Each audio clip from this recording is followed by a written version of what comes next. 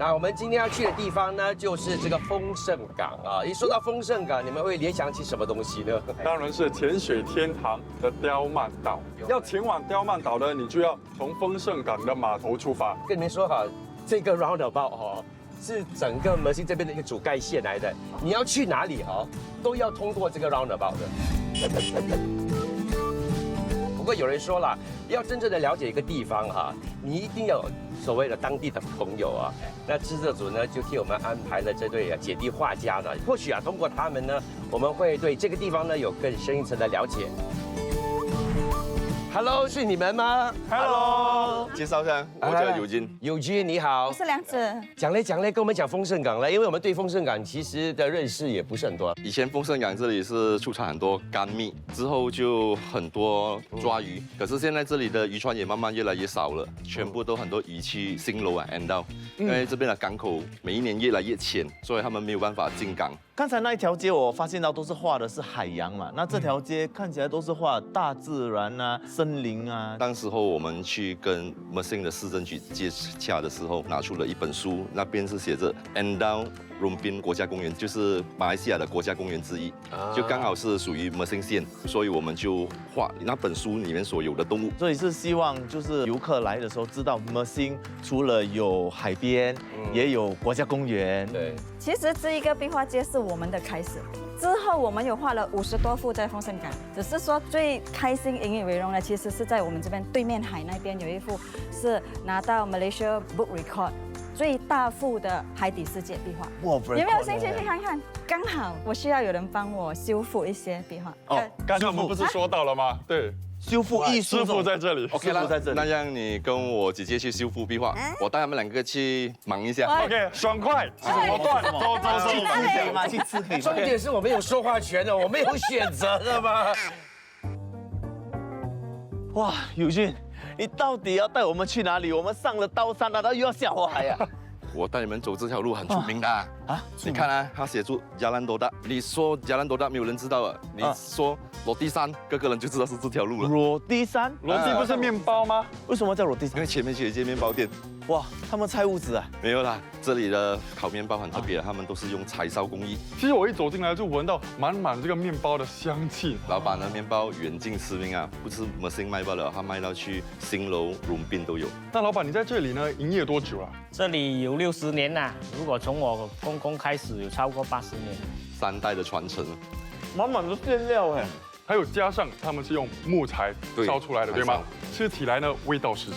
听说你这边特别之处就是烤窑，那个边，哦，里头已经烧着那些木材了。对，要烧3个半小时这样，不然它不够温度。所以它要达到多少温度？350以上。现在木材已经很难找了，用木材来烧更贵啊，还贵过你用 gas 用电啊。到达这个温度之后呢，你就把那个面团直接放进去了。没有，要清理掉，然后抹干净，然后才开始烤面包。哦，所以它是用烤窑里面的余温来烤这个面包的。对，一股热风，很像在做 SPA 这样。OK，Jasper 要试啊。哎，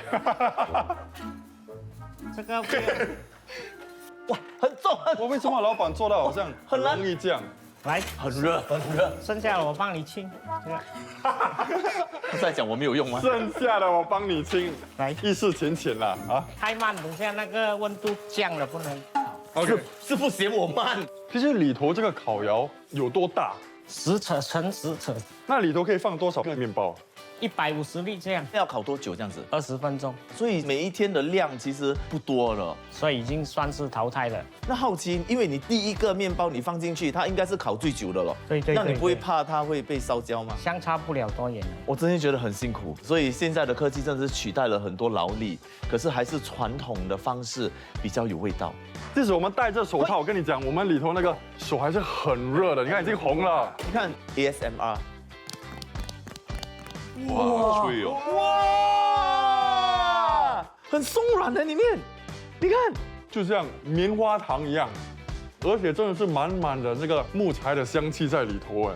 这一门手艺，它既辛苦又吃力，可是他还是坚持用这个方式去烤那个面包，他真的是非常值得我们学习跟敬佩的。老板，谢谢你，不然我们没有办法吃到那么简单却又美味、淳朴的面包。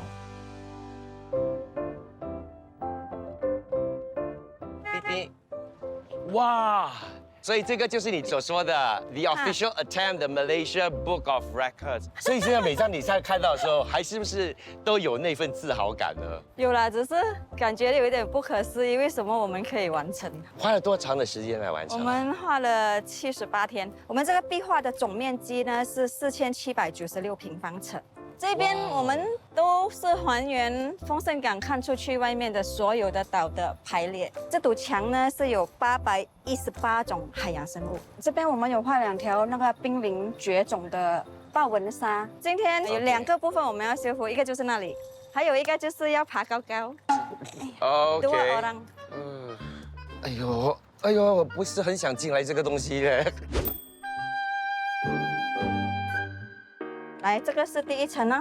现在 OK 我们先要把那个珊瑚的形状做出来，你就要用这种笔刷，你从上往下。为什么想用这个丰盛港的这个海底世界啊，来作为你整个 mural 的那个题材呢？很多人来丰盛港都是去潜水嘛，也有一些人是不潜水的。我们画的是海底世界，让他们看一下海底世界是这么美的咯。所以我们全部都是还原，它的比例是1对1的。最主要就是要让很多人看到以前还没有被破坏的海底世界是这么美的。这边蓝色的这一块啊，你就直接 tap。能为自己的家乡做作画，有什么感想？我最开心的是可以跟我弟弟一起画画，我们一起为 Mersing 画了50多幅，跟弟弟一起画感觉很不一样的。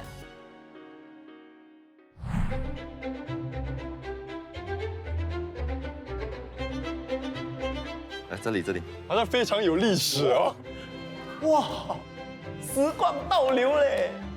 至少去到30年前，你看它的装啊，它的灯啊。我小时候哦，这里是丰盛港第1家快餐店，也是唯一一家的快餐店。这边很出名的童子鸡，其实这里的鸡最主要是什么？它新鲜，这当天巴萨送过来的，它没有冷藏了，就是属于冰鲜。其实现在我们在市场上要买童子鸡也不简单，它还没有足够时间就抓去宰了，所以它肉是比较嫩、比较滑。你听它声音，那个 crispy 的声音，嘎喳，怎么有可能咖喱对，面？没有咖喱面了，是当时候老板觉得，我们华人就是要有面、有饭之类的。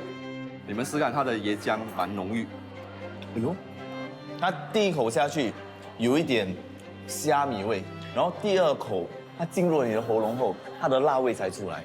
会不会很像小时候我们在食堂吃到的那个咖喱面？就是很简单，但是它味道很丰富。要介绍你们重头戏啊，这个鸡屁股。哇，好特别哦，因为它的肉真的是很嫩，很 Q 弹，然后有多汁嘞。那个脂肪咬下去那口感，所以那个年代还没有连锁快餐店嘛，对吗？对，所以我们以前年轻的时候都很喜欢在这里办生日活动。其实这些东西承载了很多我们读书时候的回忆。对。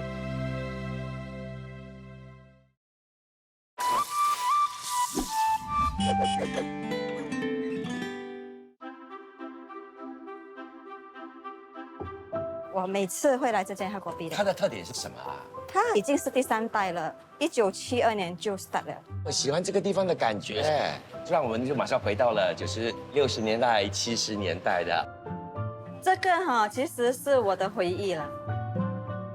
不瞒你说，这个就是我小时候吃到的 sardine pub 的味道。你觉得新加坡的咖啡店跟丰盛港的这个咖啡店有什么不同？新加坡我们讲去咖啡店，又有杂菜饭，又有什么，就很多个摊档。虽然说名称是一样的，可是整个运作、整个理念就有些许的不同。其实最重要就是每次我们一讲喝咖啡，大家就会自动就来这里。这边一进来就是有那种咖啡香味，然后烤面包的那个香味，因为全部都是老板自己做的。然后就可以跟你的朋友一起聊天叙旧Well， 这样子的生活呢 is beautiful。介绍你们一个朋友，我这个朋友很特别一下，他是丰盛港独有做直播带货卖鱼的。做直做播，直播哎，谁敢在我面前讲他会做直播？给我出来！谁？你穿黑衣的，你的老板是谁？在这里。其实我很好奇哦，你为什么会在魔星直播卖鱼？第一个就是我读的商业的课程，就关于到直播，而且是刚好在疫情期间，网络做直播的时候开始上升的时候，我就接触到直播。第二，因为我是丰盛港土生土长的人，我很喜欢海鲜，所以我留在这边做海鲜。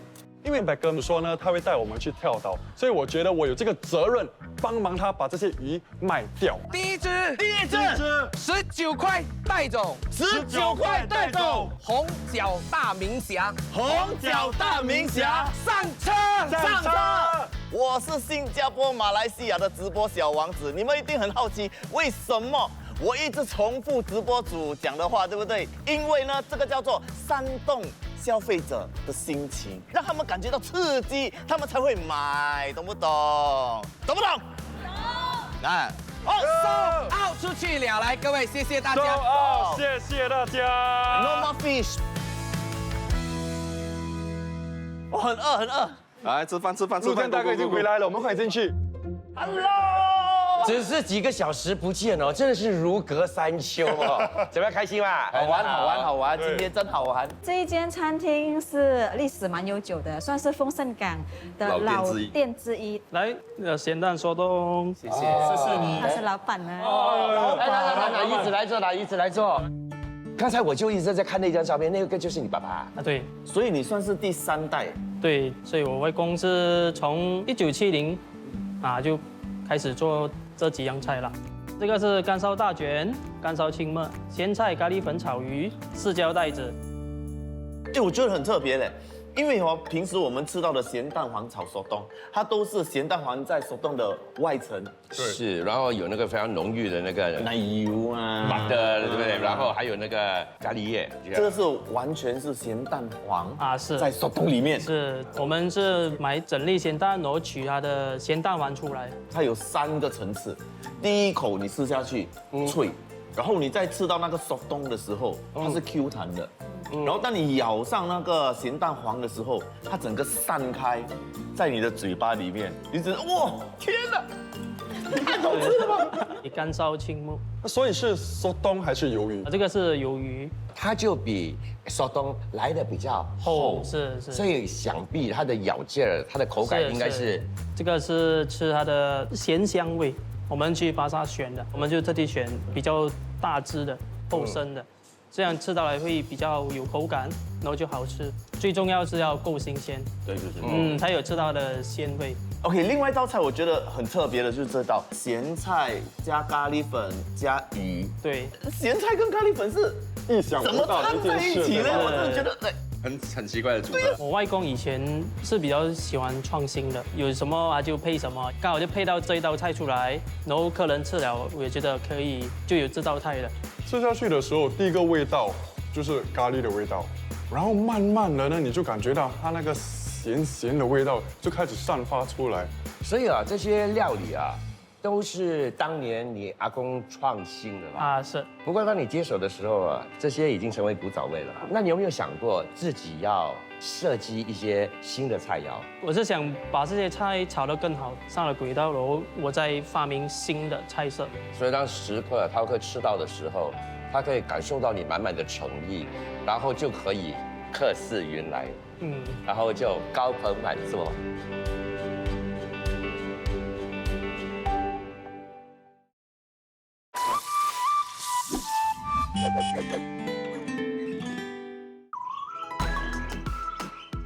一日之计在于晨，什么声音？肚子饿的声音。所以呢，我们现在去友军介绍的牛车蛋饼家吃早餐。吃完早餐，我们就去跳岛。OK， 来，下车。肚子饿了。Hello， 早安。早安。有什么好吃的？叉烧锅、油条，这个是咖喱锅，不是跟档的，是芒光做的。让我们试那个叉烧饺吧。馅料看起来很多哎。我觉得它特别的一点呢，就是它用咸煎饼，然后外层是比较脆，然后里头呢是比较绵的，它吸收了那个叉烧的汁，所以你咬进去的时候，一口满满的叉烧的味道，很香，而且就是很上瘾。觉得他们利用这个咸煎饼来包这些东西哦，是一个很好的选择，因为那些汁呢就会渗透在里头。我东西很多都是苦枣味，全部手工做嘛。笑口枣，它的形状这样子很像它在大笑，就好像一个 emoji 的那个。很特别，因为很像饼干样子，很扎实，甜中带咸，而且因为它上面的都是芝麻，吃起来很香。沙葛咖喱，我们说是沙葛哦，都是在薄饼里头嘛，所以有咖喱味的，然后呢又是咸煎饼的外皮，是一个非常不一样的一个体验。这个因为它是沙葛，所以很脆，它的口感不一样。 OK， 谢谢老板，谢谢啊，OK，谢谢啊，再见。去找 Beckham 了，他应该在等我们了。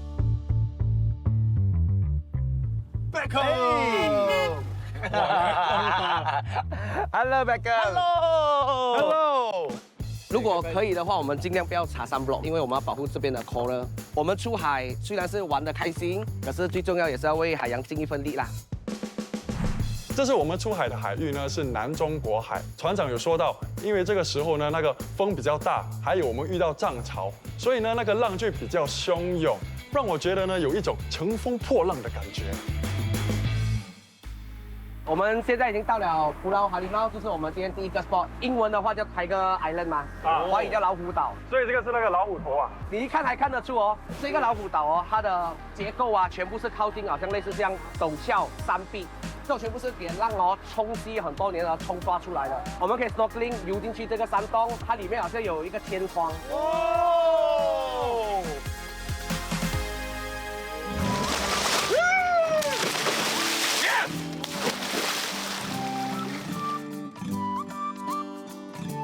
这些全部是天然的 coral 来的。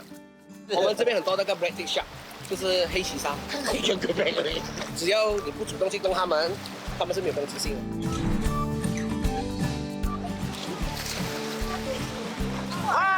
哎，你真的不要下！当我游进去的时候呢，我突然间感觉到一束光打在我脸上，哇！当时我往上看，天哪，这太美了！船长呢，这时候呢就指我跟何们，他叫我们上那个岩石，从岩石上跳下去。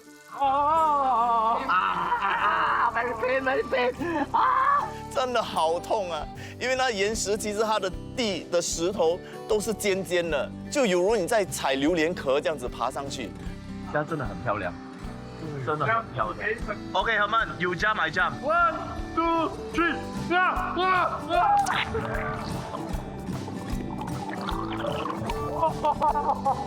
开着菜车啪啪走啊！我来啦！呀！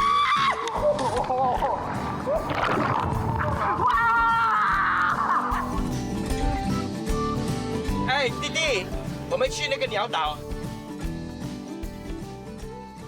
其实它是没有名字的岛，它经常多海鸥，我们就会叫海鸥岛。这by season啊，它不是每天会有回来的，回潮的时候就是它们繁殖啊、交配季节啊，它们就会有在这边。现在我们已经来到普劳湖中，普劳湖中这边特别是什么？它鱼很多。好爽啊！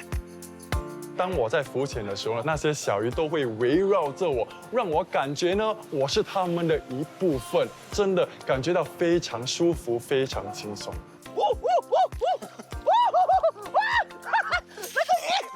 像我这种城市里长大的小孩，突然间你跟大自然有那么亲密的接触的时候，我觉得这种感觉非常的奇妙，很难用言语来形容。经过这次跳岛的活动呢，我真的非常期待接下来呢会有更多上山下海冒险的活动。Let's go！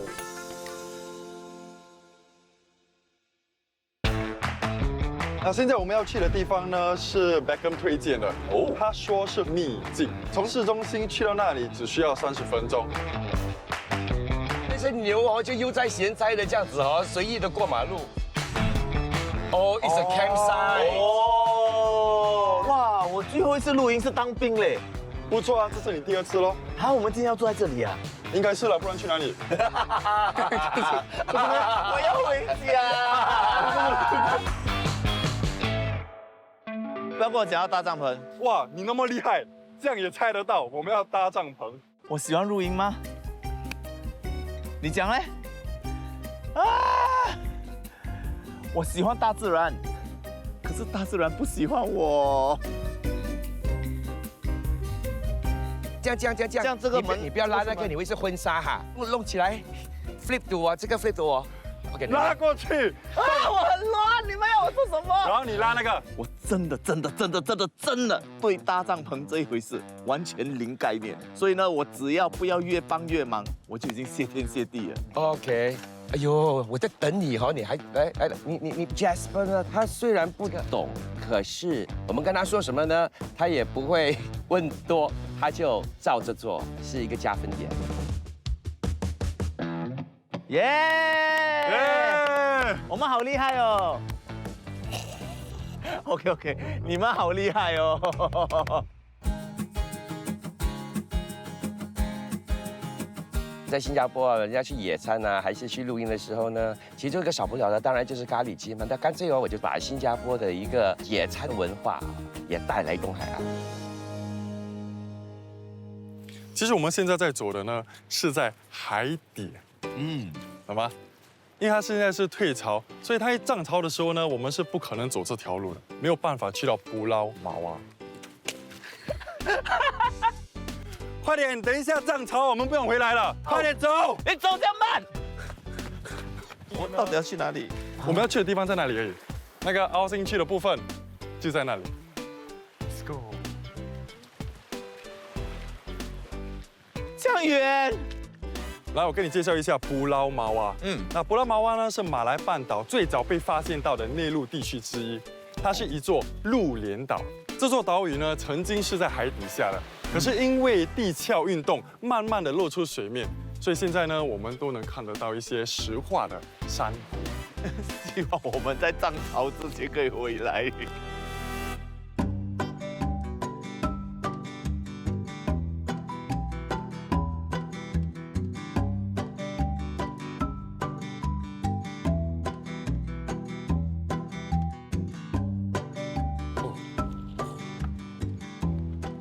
Hello， 邻居你们好。你们应该有闻到我在煮什么，对不对？然后我就在想哈，或许我可以做一个好邻居哈，就给你们尝一尝啦，对不对？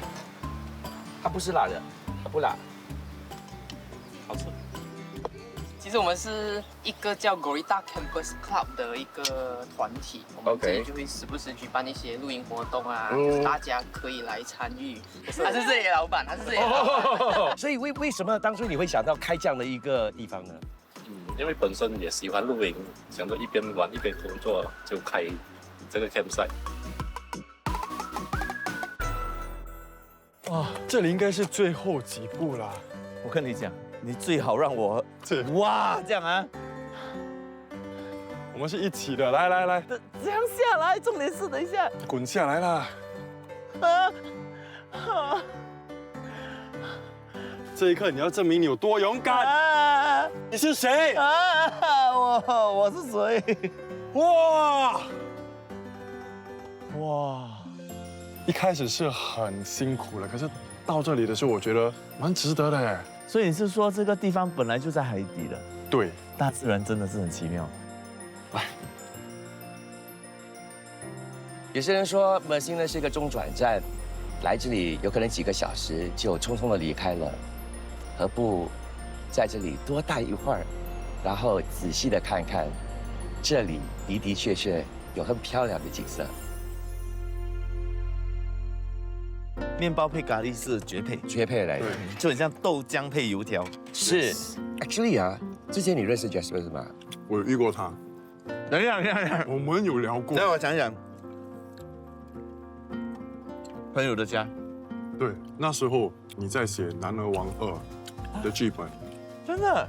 他跟我讲哇，他的 stress， 他经历的东西这些，所以我对 Jasper 的印象呢是，他是一个很用功的人。他跟我分享，他在这个行业中呢，其实前几年是没有人认识他的，他经历了很多。初次见面，他可以跟你掏心掏肺啊。其实我是这样子的，我初次见面，尤其是我看到刚刚入行的所谓的新人呐，我都希望可以挪出一点时间跟他们分享一下，跟聊天，因为毕竟我觉得刚入行，其实是蛮辛苦的，而且有时候这圈子都是这样，你走错一步，其实搞不好你就会走了很多冤枉路啊。其实我没有跟你见过面，对不对？哎，在我还没有入行前 ，OK， 我人生中第一次拍 Mediacorp 的综艺节目，以素人参加的。Brian 去过我的家，还进过我的房。去过他的家。等一下，你不要跟我讲那百家乐 right？ 那百家乐。去过你的房啊？你不知道，你现在忘记了，我还有那个 video 嘞。我跟你讲，等一下，如果把那个撇开不谈啦，我应该是没有跟你正面接触过。你第一次你看到我的作品的时候，或者你看到我这个艺人的时候，你觉得我是？没有，我没有看过你 ，as in Jasper。OK， 我看到你的不同的角色。然后私底下这个人是怎么样，对我来说还是一个很大的一个问号。人家就会问说，哦，荧幕上的是你。还是私底下的那个才真正的是你。我跟你说，你不用去纠结，因为我曾经啦，也是在你那个年龄的时候，开始那边这样想说，到底我是谁 ？I mean who am I？ 可是我只能跟你说，我们是谁哈，不是一个字哈，或者是几个 description 哈，可以带出来的。因为我觉得每个人都不一样。或许啦，我希望有一天啦，我们大家都可以学习如何的去放下 ，OK， 不要再去纠结，好，明天会过得更好。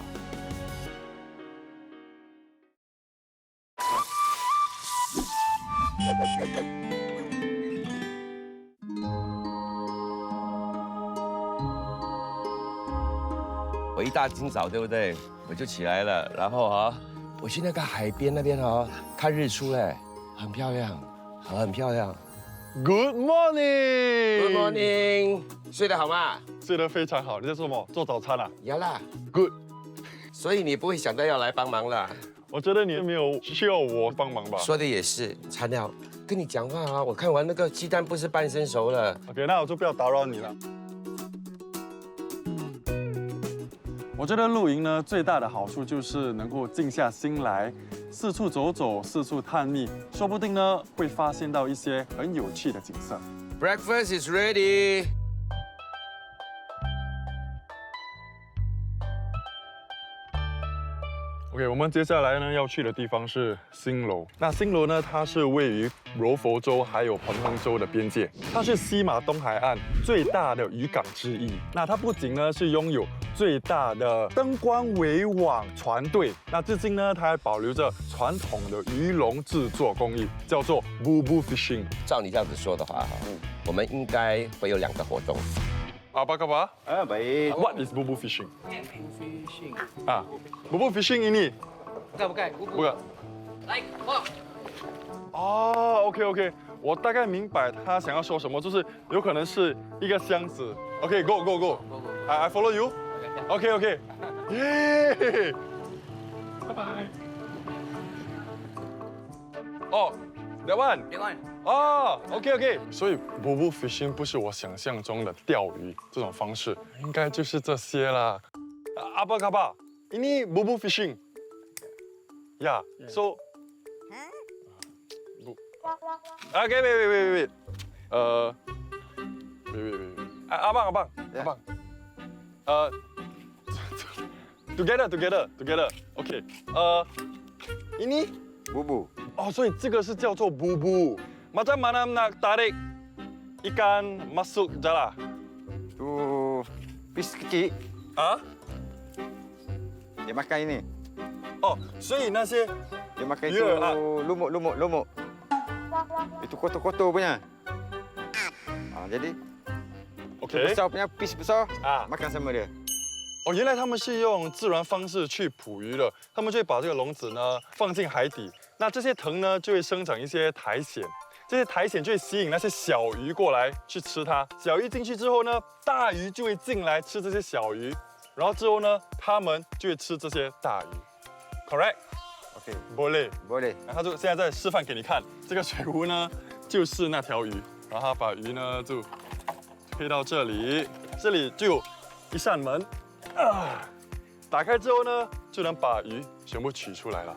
现在还有很多人使用这样的捕鱼方式吗？ Ada ramai. Ini bubu senang pergi pasang saja. Siapa masa kita pergi tarik kan, tak payah tunggu. 他就会用这些藤呢来做那个支撑架。哇，其实是蛮重的，我觉得应该有大概20 kilo. 20公斤。现在这个鱼笼的外形呢已经做好了，我们现在要做最重要的部分，就是做它的入口。哦，就直接把它连接起来。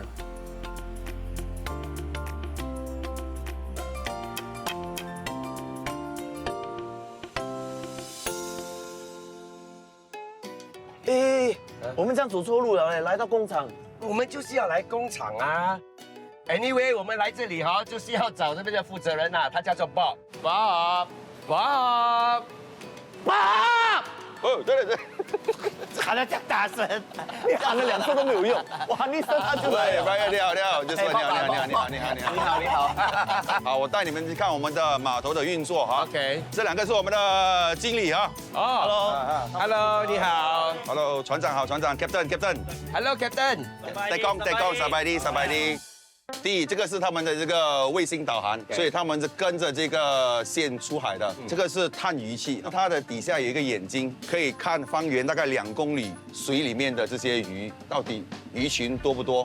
如果说鱼群多的话，它就会去靠近，确定它的那个量有多少，它才下网。哇，Bob，我好奇问一下哦，它的容量有多大？这个船舱的话，可以放大概6吨的鱼，整艘船的话是有12个船舱。这个鱼从船上上来之后叫做那个分配哈。通常捕捉到最普遍的鱼种是什么？哦，它是季节性的。现在4月、5月是季节抓这个炮弹鱼啊哈，可以抓好几十吨的哈。这个是 Baby Tuna。Baby Tuna， 它是 Tuna 的那个 family 来的。如果太多的话，我们就送往泰国去做这个 canning， 或是给 pet food 给猫吃。这个是大眼鱼。这个是一竿子拉样，如果大只的话都到菜市场去卖掉哈。如果比较小的话，就拿来做这个 Keropok Lego 的原料。Keropok Lego 哦，它只是用这么一种鱼而已哈。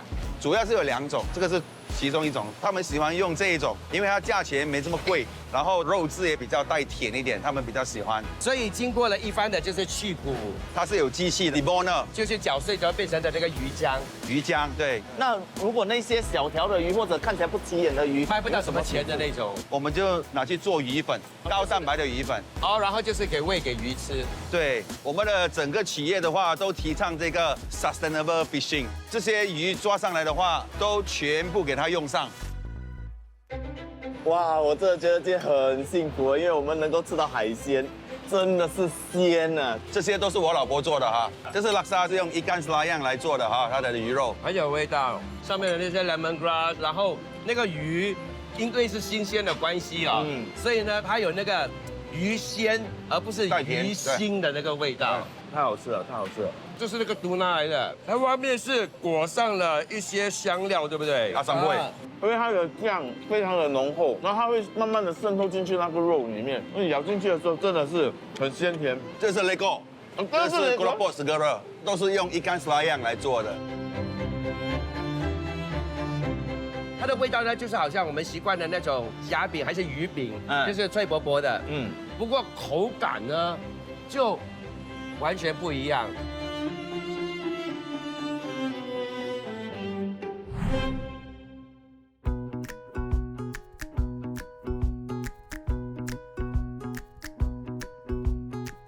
我们已经到这个新楼河主要的大街了，到了，上车了。哎呀，我们呢？哦，看到了。嗨，来，坐下来。哇，我跟你们介绍一下 ，OK？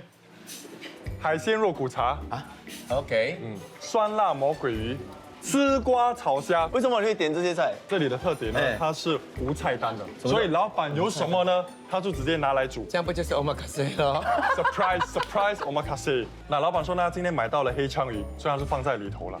其实可以闻到那个非常浓郁的那个药材的那个味道哈。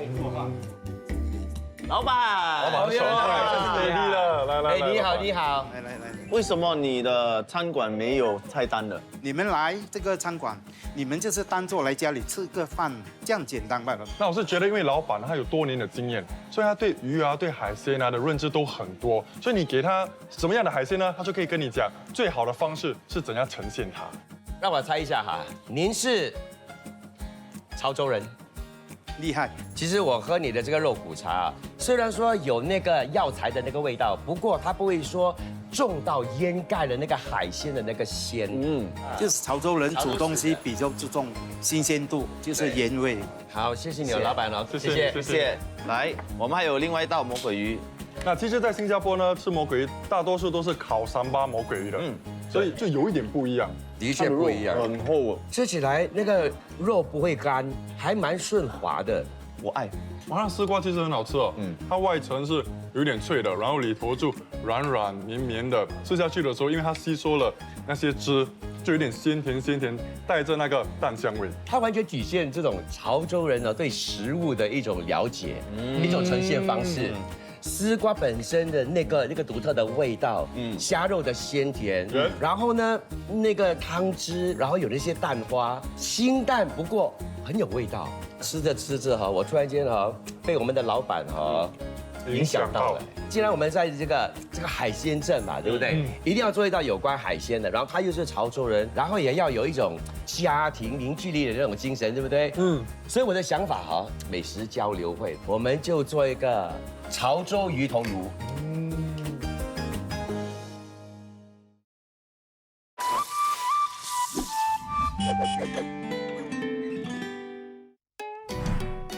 我们今天来到这渔港哦，是要去找食材。找食材的当儿，我们最重要的是要找这边的老板啊，这样子我们才可以拿到免费的还是便宜的。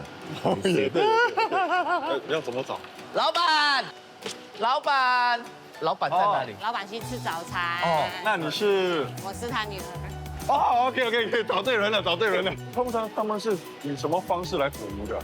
拖网，那拖网它会有手动、螃蟹、有虾、有养鱼，有很多杂类。哪一个是最受欢迎的呢？我们这里的手动真的是最好的。那比我手臂长。哦，我看到现在呢，真的是非常的繁忙哦，他们手脚都动个不停哦，他们在做些什么？在打货，把 size 打好来。它有分 A、B、C 等级，大中小有4、5个 size。你怎么分漂亮还是不漂亮？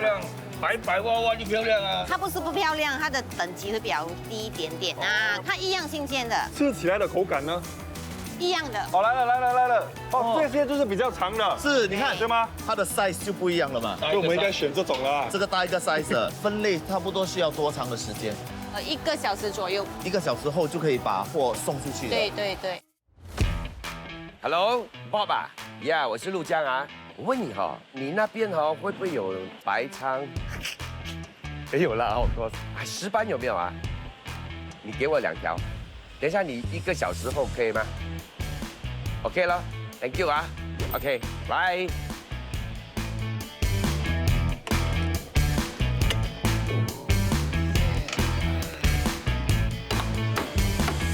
鱼头炉的那个汤头啊很重要，所以我选择放的呢就是猪大骨、鱼骨。潮州人在煮东西的时候呢，都会用上这个鱼露，倒入清水就要开始熬汤。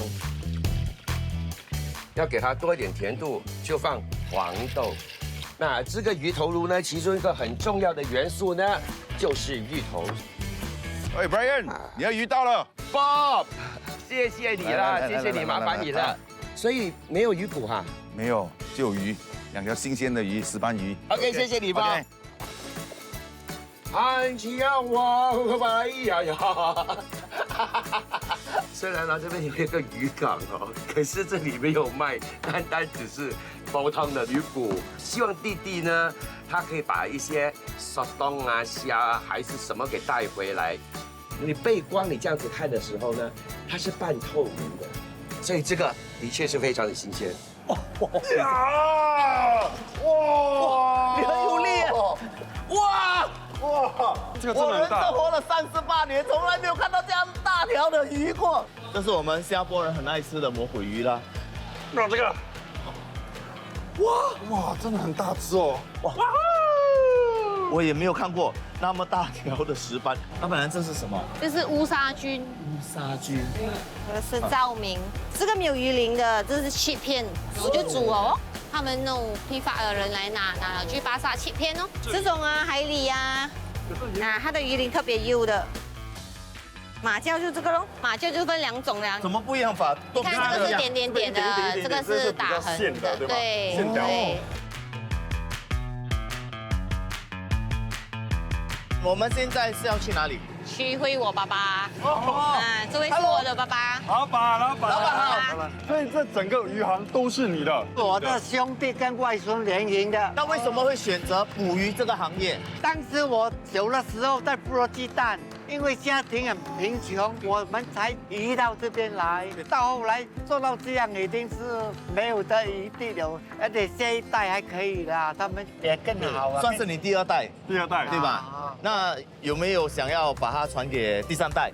就要看第3代的孩子们哦。现在年轻人真的是不爱这个工作。那你为什么会想要接手？因为啊，我从小也辛苦过啊，看着他辛苦，真的。一片海其实可以养很多家庭，然后一代又一代又一代这样子传承下去，都是靠海为生。祝你年年有余！谢谢。好，现在呢，我就要准备炸这个芋头了啊。哥哥，我们回来了。可是呢，我们没有空手而归。很好，有带给我什么好料啊？哇，你要不要看一下？这个就是所谓的就地取材，有什么食材呢？可以丰富那个高汤的话呢，那何乐而不为？你们2个啊，既然对这些食材都很熟悉了嘛，对不对？你们就帮我跟他处理一下哈。好呀，让我帮你切，还是你要切？让我来切。我切。第2次的美食交流会，这是我懂了，我不可以傻傻的让他们觉得我没有贡献，我怎样都好，我都要瞎忙，是吧？好，断它就可以了。那来对，然后这个头就放在里头，对。那上一季呢，我是厨师的助理，但这个系列呢，我感觉到我已经升职了，就变成了厨师的助理。你很聪明哎！我已经上了第1系列了，第2系列我还这样，不是更惨？有道理。待会儿呢，把它浸泡在汤里头，它就吸收了那个汤汁，所以当你咬下去的时候呢，那个芋头呢跟那个浓郁的那个海鲜的味道呢，就会掺在一块儿。我先说明，我不是故意的。哇 ，That is abstract art, very nice。它里头呢这边呢是有那个牙齿的，对，所以这个呢你一定要跟它从这边这样子按出来，有没有？哦，所以这整个再加上它的那个末带。里头都是 squid ink，因为你在水底下做的话，它就不会喷出来。哇，可以闻到那个味道吗？闻到东海岸了。哇，走，我们去把椅子跟桌子呢全部摆出来。来，潮州鱼头炉，不错。Hello， 两位 ，Mr. Blacker， 有客人来了。哇，今天带了新楼哦，最特色的美食就是罗家手冻，外卖到。Hello， 你好，哇，这是什么？马鲛鱼肉。这个是我们丰盛港的格罗卜。哇 ，Hello， 你好，你带了些什么？语言 ，Hello， 老板，带了什么？带海鲜西瓜，海鲜西瓜，是不是？里头是不是切开里面有海鲜？特别不一样的，这个很少种子的。这个是我的女婿。好，放下蒜头，爆香。单单呢，只是用那个姜的话呢，它的味道就非常的单一。如果我把爆香的蒜呢也加入在里头的时候呢，它只有一种烟熏的味道。好，亲爱的朋友们 ，OK， 来了。我给你们介绍这一道菜啊，它呢就是潮州鱼头炉。它最主要的那个味道哈，除了那个海鲜浓郁的味道之外呢，就是它有那个咸水梅，加上一些咸菜，所以它有带一些酸，比较开胃。重点是在里头有这个芋头啊，有一个意义啊，就是说好芋头，对不对？觉得味道怎么样？漂亮，很鲜甜，咸咸酸酸，很开胃哦。哇，真的要沾这个酱，锦上添突然间花。，海鲜当你吃的时候，它需要有一些酸性的东西，它就可以提鲜。哇，它的说冬的口感真的是非常好。我们金龙华东是世界一流的，真的。那我们刚才也一直讲说，哇，这里的海鲜非常的新鲜，美食非常的好吃。其实我觉得它秘诀在哪里？我找到了3个字：人情味。然后这次呢，我们来到这里啊，就是能接触到大家，谢谢你们啊，跟我们分享啊你们家乡的点点滴滴，也让我们呢增广见闻。然后最主要的是哈，让我们有这个机会哈，吃到那么新鲜、那么好吃的海鲜。真的。那说真的，如果不是这趟旅程的话呢，我觉得我们就会跟其他人一样，走过、路过、错过这么美丽、这么美好的 Mersing 还有 Endau 了。你知道这边坐着有一个 band 来的，我们组合是海岸线乐队。欢迎来到我们的家园，这里有很多的海边，还有很多不同的海鲜，我们都是彼此的心扉。那今天我们吃的就是这个潮州鱼头炉了。如果以传统来说了，他们呢通常是在节庆的时候才吃的，让大家一家团聚。那今天呢，就是我们跟大家一起团聚，就是为了所有的为了自己的家庭，为了自己的小镇，为了梦想而坚持的人，所以辛苦大家了。欢迎来到海鲜123，对，我们上课喽。这个叫什么？